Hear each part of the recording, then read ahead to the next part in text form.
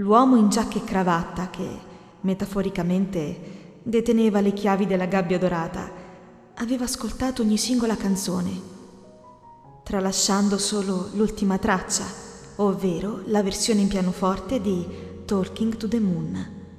A far compagnia a Bruno quella mattina c'erano Christine e Phil, anche loro frementi dall'emozione. Avevano passato 5 mesi ininterrotti a lavorarci sopra, soprattutto sui testi e sulle melodie. Il direttore fermò subito la riproduzione dell'ultima canzone ed osservò i 3 ragazzi davanti a lui, soprattutto Bruno. Quest'ultimo sembrava un po' preoccupato, per paura che anche una sola canzone non gli fosse piaciuta. E se ce ne fosse stata davvero una, l'uomo non avrebbe esitato a scartare l'opera senza neanche commentarne i pregi e i difetti. Che dire, è perfetto, nient'altro da aggiungere. Sapevo che avreste rispettato le tempistiche. Le parole del signor Jenkins, così si faceva chiamare dalle persone, non rivelava mai il suo vero nome. Ravvivarono completamente l'atmosfera ed i ragazzi abbracciarono forte il loro caro amico, fieri del suo grande lavoro. Anche Chester era lì con loro, seduto sulla poltrona di pelle accanto alla scrivania di mogano piena di documenti e dischi masterizzati da valutare. Dalla sua espressione non sembrava poi tanto convinto di quell'album. Ho solo una domanda.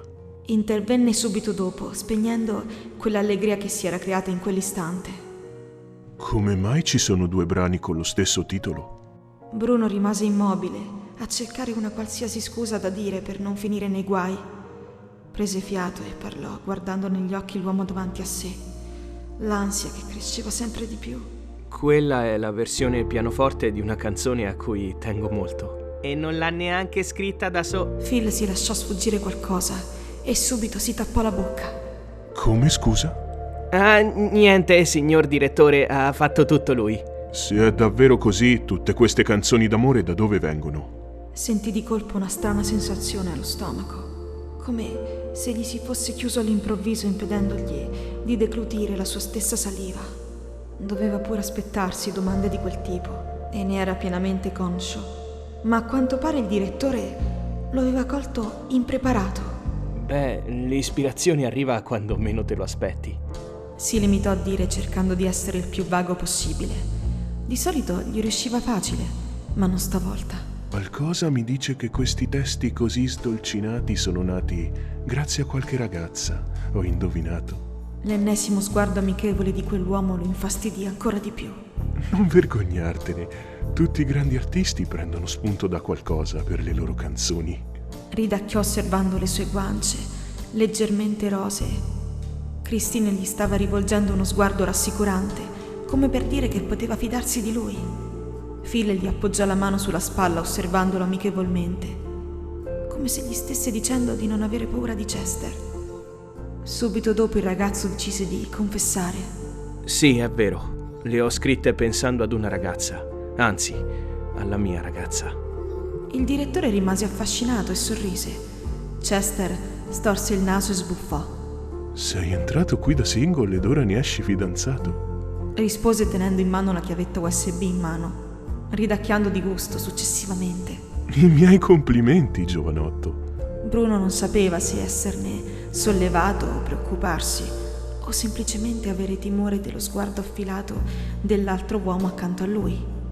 Quella brutta sensazione di disagio che si era presentata la prima volta era tornata a farsi sentire. Dio, Peter, Jean, dov'è finito il tuo orgoglio? Sapevo che quel bel faccino ti avrebbe portato sulla retta via. A dir la verità non gliene fregava assolutamente nulla se il direttore o il suo manager avessero saputo della cosa, né tantomeno di quello che sarebbe accaduto dopo. E sentiamo un po', anche quella canzone è dedicata a lei? Quale? Parlo di Talking to the Moon, l'unico pezzo che ha ben 2 versioni.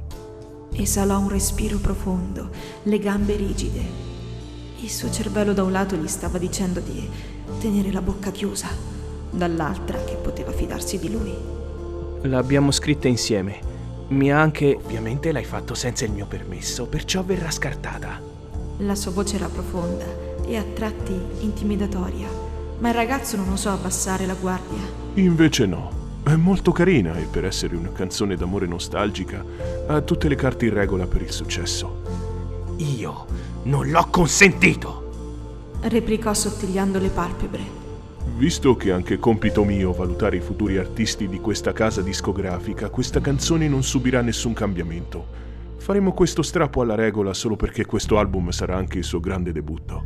Te l'avevo detto che il signor Jenkins era un tipo tosto. Gli sussurrò all'orecchio Phil e Bruno ridacchiò osservando l'espressione di Chester, incredibilmente feroce, ma anche esilarante.